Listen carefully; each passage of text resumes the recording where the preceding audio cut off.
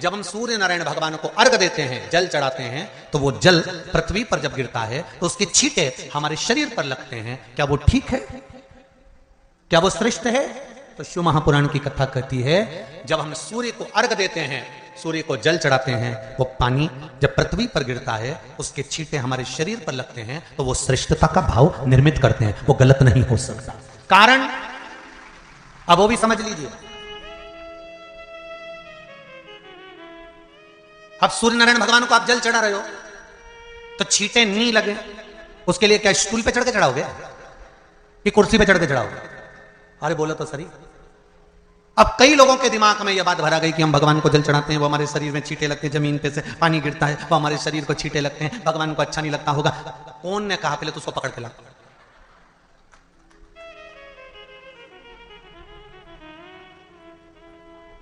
क्योंकि मेरे राम जी महाराज, मेरे भगवान कृष्ण, बड़े बड़े संत, साधु, सन्यासी, तपस्वी, साधक, उपासक जितने भी हुए, जिन्होंने सूर्य की आराधना करी, इन्होंने टेबल पे चढ़कर या कुर्सी पे चढ़कर जल नहीं चढ़ाया। इन्होंने पृथ्वी पर खड़े होकर ही, क्योंकि पृथ्वी तत्व के देव हैं शिव।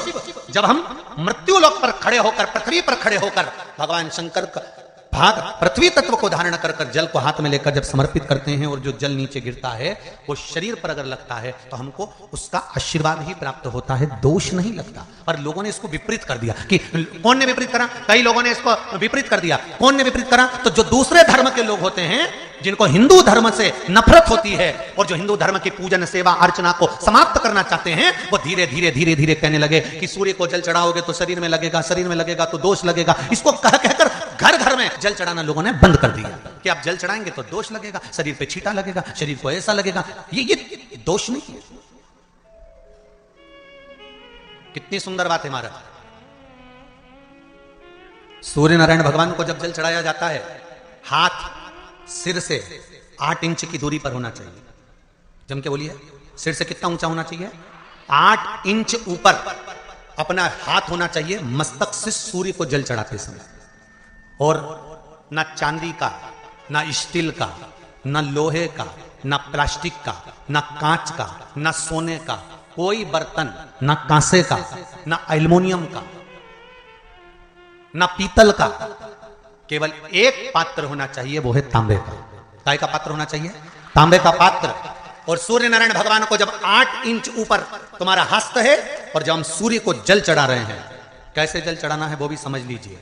अगर कोई कैंसर का मरीज है, जिसके चेस्ट में कैंसर आ गया हो, लेफ्ट में, राइट में कहीं पर कैंसर आ गया हो, या कोई गठान आ गई हो, तो महाराज आप जल चढ़ाते समय उस जल की धार को सूर्य भगवान को जब चढ़ा रहे हो तो धार आपकी गठान की ओर जाना चाहिए, जिससे सूर्य की किरण उस जल में से आपके उस स्थान पर पड़े, उस जगह पर पड़े जहां पर गठान है। महाराज आप लगातार जल तो चढ़ाना चालू करो, अच्छे डॉक्टर फेल हो जाएंगे और कह देंगे गठान ठीक हो गई। आपका लीवर और किडनी गड़बड़ कर रहा है, आप प्रतिदिन आपका स्वास्थ्य गड़बड़ रहता है, आप प्रतिदिन ये ज्योतिष शास्त्र के अंतर्गत, रत्न शास्त्र के अंतर्गत, ये रत्न शास्त्र, ज्योतिष शास्त्र, रंग शास्त्र जो हमारे यहाँ है, रंगों के हिसाब से ये जितने रत्न होते हैं, माणिक हुआ, सोना, मोती हुआ, नीलम हुआ, मूंगा हुआ, पुखराज हुआ, ये क्यों कहते हैं ये पीला है, ये सफेद है, ये नीला है, ये लाल है, इसको शरीर में क्यों पहनाते हैं? उसका कारण होता है कि जब शरीर में पहनते हैं, सूर्य की किरण उसमें पड़ती है, हमारे शरीर पर वो कलर का इफेक्ट पड़ता है, उस कलर को शरीर पर लगता है, और शरीर पर लगता है तो हमारा शरीर धीरे धीरे, हमारी जो इंद्रियां हैं वो सही होने लगती हैं, काम सही होने लगता है। तो आप कहते हो ना साहब, मैं कौन सा नक पहनूं, मैं कौन सा मोती पहनूं, मैं कौन सा पुखराज पहनूं, मैं कौन सा नीलम पहनूं, वो ज्योतिष शास्त्र के अंतर्गत, रत्न शास्त्र के अंतर्गत जितने रत्न हम पहनते हैं, ये केवल उस किरण के लिए ही तो पहनते हैं कि जो सूर्य की किरण मिले, उस किरण का प्रभाव हमारे शरीर पर पड़े। तो इन सबसे अच्छा है कि सुबह शंकर भगवान का नाम लो, तांबा का लोटा में जल भरो, 8 इंच ऊपर सिर से हाथ होना चाहिए, और सूर्य नारायण भगवान का दर्शन साधारण नहीं, जो जल तुम चढ़ा रहे हो, वो जल की जो धार आ रही है उसमें सूर्य का दर्शन होना चाहिए, तो कैंसर की बीमारी कभी नहीं हो सकती। लीवर, किडनी, हार्ट, आपके हार्ट में अगर तकलीफ है, डॉक्टर ने कह दिया कि इसमें नस चोक है, आपको कहीं ना कहीं छल्ला डलेगा, आपको कह दिया इसमें कुछ ना कुछ प्रॉब्लम आ रही है, आप सूर्य को अर्घ देना चालू कर दो, सूर्य को जल चढ़ाना चालू कर दीजिए। आप सूर्य को जल चढ़ाओ, वो जल की जो तरंग आ रही है, वो जल जो निकल कर जा रहा है, उसकी जो किरण आपके हृदय पर, आपकी छाती पर पड़ रही है, नाड़ियों में पड़ रही है, नसों में पड़ रही है, उसका बल देखो तो सही। 1 महीना लगातार चढ़ाओ तो, 15 दिन 20 दिन कर तो देखो। क्यों राम जी महाराज जल चढ़ाते थे? क्यों भगवान कृष्ण जल चढ़ाते थे सूर्य को? क्यों दशरथ जी महाराज जल चढ़ाते थे? क्यों कश्यप ऋषि जल चढ़ाते थे सूर्य को? सारे 33 कोटि देवता, सारे ऋषिवर, साधु संत सन्यासी तपस्वी साधक उपासक सब भगवान सूर्य को अर्घ दिया करते थे। क्यों देते थे? किस लिए?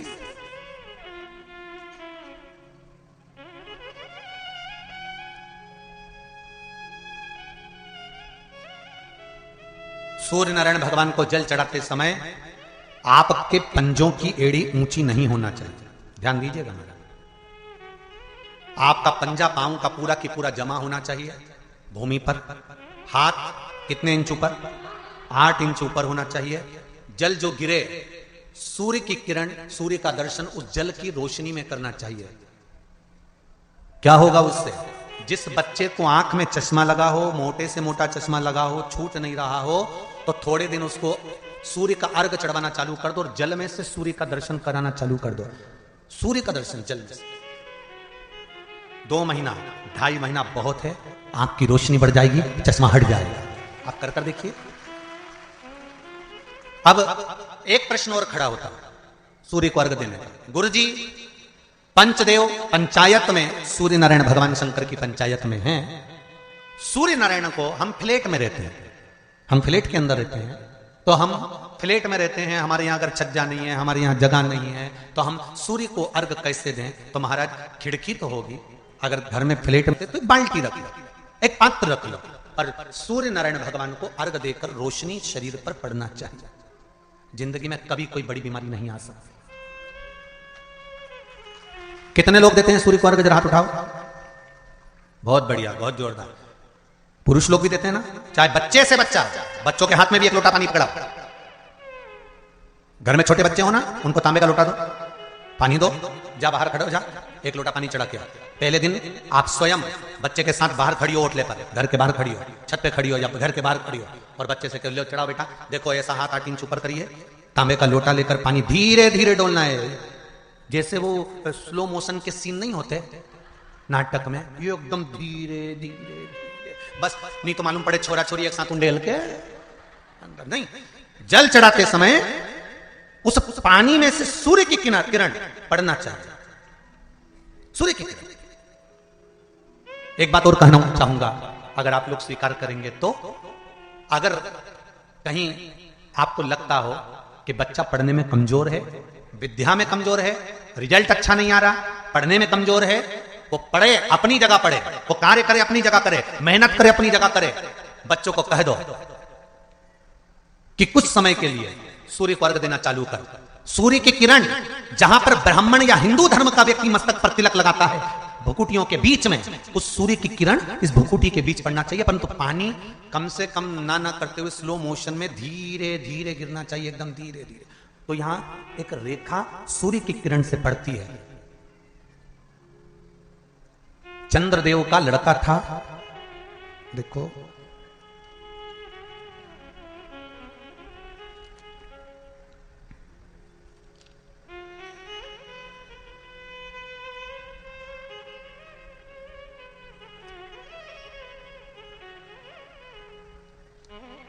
चंद्रदेव का लड़का था वर्चा। क्या नाम था? जम के बोलिए जरा। वर्चा। सुंदर प्रसंग है शिव पंचायत, शिव महापुराण का। जब संसार के हित के लिए, संपूर्ण विश्व कल्याण के लिए ब्रह्मा जी ने 33 कोटि देवताओं को बुलाया और बुलाकर ब्रह्मदेव ने कहा कि हे देवताओं, मृत्यु लोक में द्वापर में भगवान कृष्ण, भगवान विष्णु कृष्ण के रूप में अवतरित होने जा रहे हैं। सारे देवता अपने अपने पुत्रों के साथ में, अपनी अपनी पुत्रियों के साथ में, पुत्र वधुओं के साथ में, धर्म पत्नियों के साथ में 33 कोटि देवता द्वापर में रूप रख रख कर आप भी जन्म लो, आप भी प्रकट हो, क्योंकि भगवान कृष्ण। सारे देवता जाने लगे, पर चंद्रदेव ने मना कर दिया। चंद्रदेव बोले कि मैं तो चले जाऊंगा, मना नहीं है, अगर आप कहते हो तो मैं चले जाऊंगा, मैं जाकर रूप रख लूंगा और भगवान कृष्ण की सेवा में लग जाऊंगा, पर मेरा बेटा वर्चा, चंद्रदेव कहते मेरा पुत्र वर्चा नीचे नहीं जाएगा। खूब समझाया देवताओं ने। देखिए, जब 33 कोटि देवता जा रहे हैं तो आप अपने पुत्र को क्यों नहीं भेजते? शिव महापुराण की कथा एक बड़ा सुंदर बात कर रही है। अच्छी लगे तो रख लेना, नहीं लगे तो जाते जाते कहीं कोई कुंड या तालाब मिले तो उसमें पटक देना। बात तो कहेंगे व्यासपीठ से, अच्छी लगे तो रखो। देवता कह रहे हैं चंद्रदेव वर्चा को, आपके पुत्र को आप मृत्युलोक में भेजो जनहित के कल्याण के लिए। जब राष्ट्र हित की बात आए, जनहित की बात आए, धर्म की बात आए, सनातनियों की बात आए, देव और धर्म की बात आए, तो हर माता पिता को चाहिए कि बच्चों को सबसे पहली सीख ये दी जाए कि धर्म का जब मामला हो, सनातनियों का जब मामला हो, जब राष्ट्र सेवा का मामला हो, तो सामने जाकर खड़े हो जाओ, आगे जाकर खड़े हो जाओ। यह हर एक बच्चे को सीख देना चाहिए। पर हम अपने बच्चों को सीख देते हैं, कहां जा रहा है? अरे मम्मी देखो जरा, भगवान के मंदिर में अनुष्ठान चल रहा है, साहू परिवार शिव महापुराण की कथा करवा रहा है, गांव में कथा हो रही है, गांव के अंतर्गत कार्यक्रम चल रहा है, संपूर्ण गांव का कार्य है, तुझे क्या करना जाकर? वो तो उनका काम है ना, चुप बैठ कर। माता और पिता को चाहिए कि अगर हमारे गांव में अगर आए हैं इतने मेहमान, हमारे गांव में इतने लोग कब आएंगे साहब? ये तो शंकर की कृपा से शिव के रूप में आए हैं, कब आएंगे? बल्कि घर के लोगों को यह चाहिए कि अपने बच्चों से कहे तेरी परीक्षा हो गई, पढ़ाई हो गई, एग्जाम हो गए, रिजल्ट अपनी जगह आएगा। 7 दिन शिव महापुराण की कथा चल रही है, जाकर पंडाल में सेवा करो, झाड़ू लगाओ, कोई को जरूरत हो पानी पिलाओ, किसी चीज की जरूरत हो तो सेवा करो। 33 कोटि देवता भी शंकर भगवान की सेवा में लगे रहते हैं। तुम खुद देख लो, कल तक यहां पर इतनी तेज गर्मी पड़ रही थी, प्रचंड धूप पड़ रही थी, और आज निकल कर देखो तो चारों तरफ छाई नजर आई।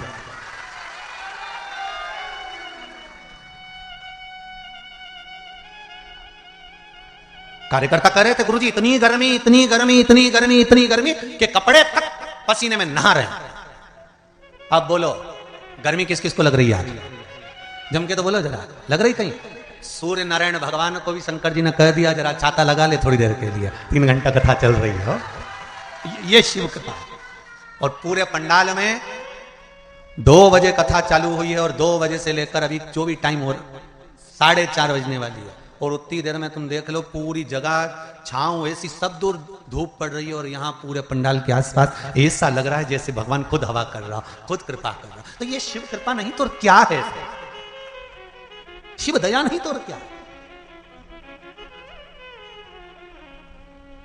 अरे तेरा ही दिया मैंने खाया पिया है, तेरा शुक्रिया है, तेरा शुक्रिया है, मुझे भोले बाबा ने बहुत दे दिया है, तेरा शुक्रिया है, तेरा शुक्रिया है। जब धर्म हित की बात आए, सनातनियों की बात आए, देव और देवताओं की बात आए, तब हमारे बच्चों को हमें सीख देना है कि आगे बढ़ जा। पर चंद्रदेव ने अपने पुत्र वर्चा को कहा ये नहीं जाएगा, द्वापर में मृत्यु लोक में भगवान नारायण के साथ में कार्य करने के लिए नहीं जाएगा। वर्चा को सूचना मिली, वर्चा को खबर मिली। कई लोगों के मन में एक प्रश्न आता है, भगवान कृष्ण पांडवों के साथ थे? बोलो तो थे ना? भगवान कृष्ण अगर पांडवों के साथ थे, भगवान कृष्ण को मालूम था अभिमन्यु चक्रव्यूह में फंस चुका है, भगवान कृष्ण चाहते सुदर्शन उठा के अभिमन्यु को बचा सकते थे, भगवान कृष्ण चाहते तो अभिमन्यु की रक्षा कर सकते थे, भगवान कृष्ण चाहते तो अभिमन्यु को बचा सकते थे, अभिमन्यु की रक्षा कर सकते थे। जब अर्जुन, नकुल, सहदेव, भीम, युधिष्ठिर, ये 5 की रक्षा मेरे कृष्ण ने हर घड़ी, हर पल, हर क्षण करी, तो सुभद्रा का पुत्र है अभिमन्यु।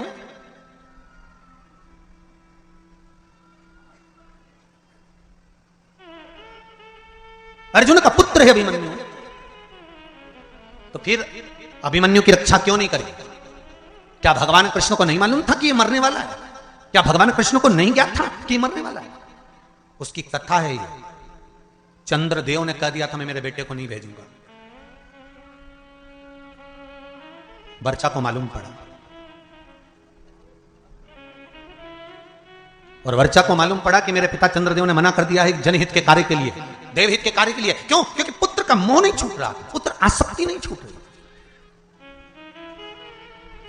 कई लोग आपसे पूछेंगे पूर्व समय में अभिमन्यु कौन था जिसकी रक्षा मेरे कृष्ण ने नहीं करी? पांडवों की रक्षा करी पर अभिमन्यु की रक्षा नहीं करी।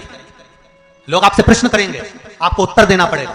घर के छोटे बच्चे पूछेंगे मम्मी चक्रव्यूह में अभिमन्यु पड़ा था, महाभारत देखकर कहेंगे जब भगवान कृष्ण पांडवों के साथ थे तो अभिमन्यु की रक्षा क्यों नहीं करी? तो आपको बताना पड़ेगा कि अभिमन्यु पूर्व समय में चंद्र का पुत्र वर्चा था और उसकी रक्षा क्यों नहीं करी, वो भी कथा वर्णन कर रहे हैं। ये शिव पंचायत शिव महापुराण में चरित्र आता है हमारा। अभिमन्यु का पूर्व का नाम था वर्चा, चंद्र का पुत्र।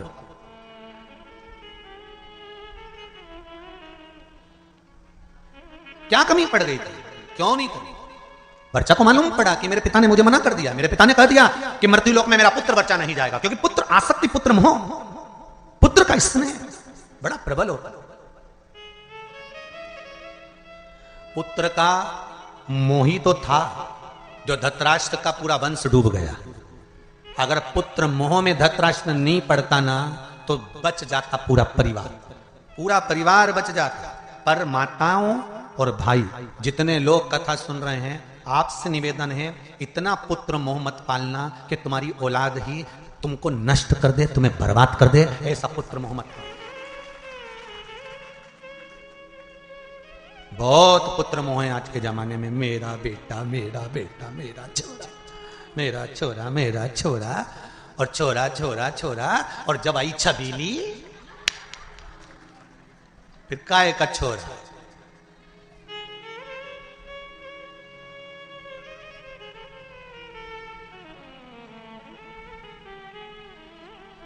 फिर तो छोरा छबीली के नेन पे चले।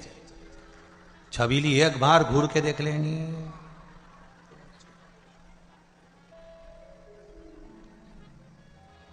इतना बल। इतनी बार घर से निकलता था, कभी मम्मी से कहकर नहीं जाता था कि मैं यहां जा रहा हूं। जिस दिन से शादी हुई घरवाड़ी के 50,000 के जाना पड़ता है कि मैं यहां जा रहा हूं। अब तुम सोच लो कितना बदलाव आया ब्याह के बाद, शादी के बाद। पहले जाता था तो मम्मी से कहकर नहीं जाता था कि मैं यहां जा रहा हूं, मैं आ रहा हूं, मैं यह करने जा रहा हूं। अब शादी होने के बाद अगर घर से जाता है ना तो पहले उसको बताना पड़ता है, नहीं तो 50,000 फोन लगा के पूछ लेती है कहां हो।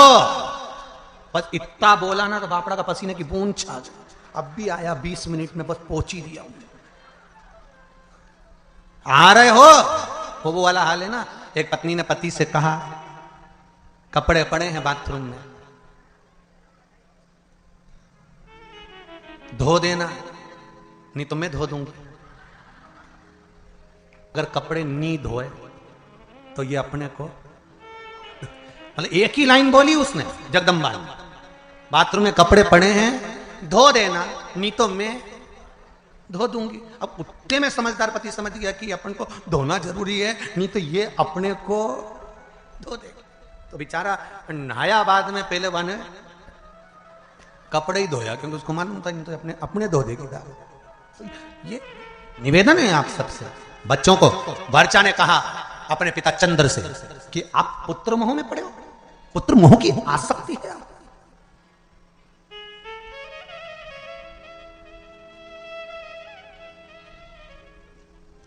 पुत्र मोह की आसक्ति।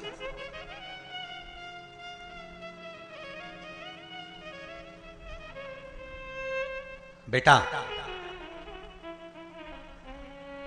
मैं नहीं चाहता कि मृत्यु लोक में तुम द्वापर में भगवान विष्णु के साथ नीचे लीला करने के लिए जाओ, क्योंकि नीचे मैं जानता हूं युद्ध होने वाला है और युद्ध होगा और सब समाप्त होगा।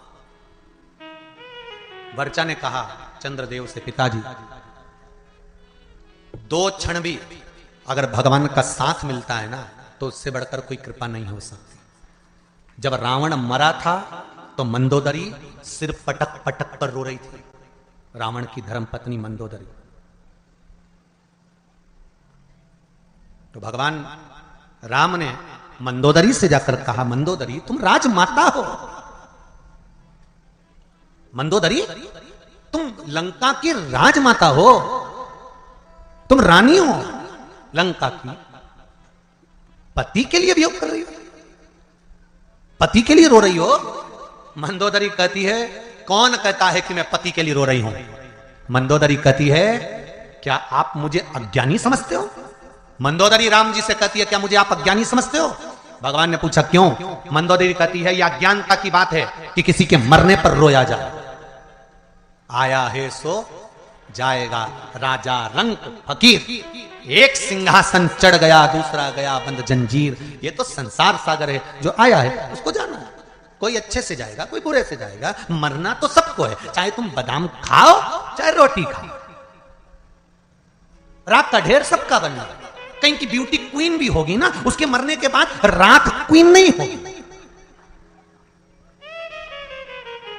कहीं का बोल्ड भी होगा ना, बॉडी शॉडी बनाकर रखा होगा, खूब ढल्ले सल्ले बनाकर रखा होगा, खूब जोरदार बॉडी शॉडी बनाकर रखा होगा, खूब जोरदार उसने शरीर बनाकर रखा होगा, तो मरेगा तो भी राख का ढेर होगा। वो राख के ढेर में बॉडी नजर नहीं आएगी। और 4 घंटे तुम अगर मेकअप भी करोगे ना, तो मरने के बाद में मेकअप ढेर में नहीं दिखाएगा। तो बादाम खाओगे तो भी मरोगे, नहीं खाओगे तो भी मरोगे, रोटी खाओगे तो भी मरोगे, नहीं खाओगे तो भी मरोगे। तो ये अंदाजे में मत रहना कि मृत्यु तुम्हारा चेहरा देखकर तुम्हें 2-4-8 दिन और ज्यादा दे देगी। यमराज से किसी की रिश्तेदारी थोड़ी ना कि तुम जोरदार, बहुत जोरदार श्रृंगार मिंगार करके रहो, 2 घंटा तक पेंसिल लाइन खींचो, डब्बा भरो, फिर खजूर वाली चोटी करो, ने जोरदार तैयार मैयार होके रहो, तो तुम सोचो कि यमराज आएगा तो मैं तो उससे कह दूंगी बाजू वाली के लिए जा, मेरे को छोड़ दो। यमराज कहीं तुम्हारे काका जी लगे तो छोड़ जाएगा। इस अंदाजे में मत रहना रही हो छत्तीसगढ़ वाली। सुन लो ओ बमलेश्वरियों देवियों, अच्छे से सुन लेना, इस अंदाजे में मत रहना। तो ये ठीक नहीं है। अगर ये मोह ठीक नहीं, ये आसक्ति पुत्र के प्रति ये ठीक नहीं है, ये मोह ठीक नहीं है। कहा, समझाया, भले थोड़े क्षण के लिए, कुछ देर के लिए मुझे भगवान विष्णु का संग मिले, उनका सानिध्य मिले,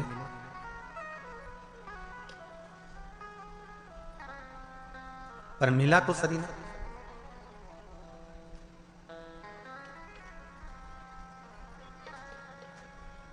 कुछ देर का सानिध्य अगर हमको अच्छा मिल रहा है, कुछ देर का सानिध्य, समझाया, भले थोड़े क्षण के लिए, कुछ देर के लिए मुझे भगवान विष्णु का संग मिले, उनका सानिध्य मिले,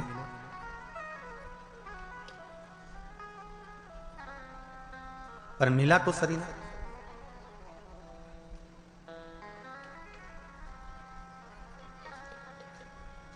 कुछ देर का सानिध्य अगर हमको अच्छा मिल रहा है, कुछ देर का सानिध्य,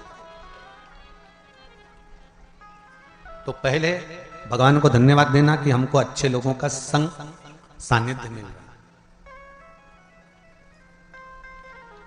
वर्चा ने कहा, चंद्रदेव के पुत्र बोले, आप चाहते हो कि मैं आपके करीब में रहूं, पर मैं चाहता हूं कि अगर मेरे नारायण भगवान विष्णु कृष्ण अवतार लेकर लेने जा रहे हैं, तो मैं 2 क्षण उनका सानिध्य प्राप्त करूं, भले 2 क्षण के लिए जाऊं, पर जाऊं।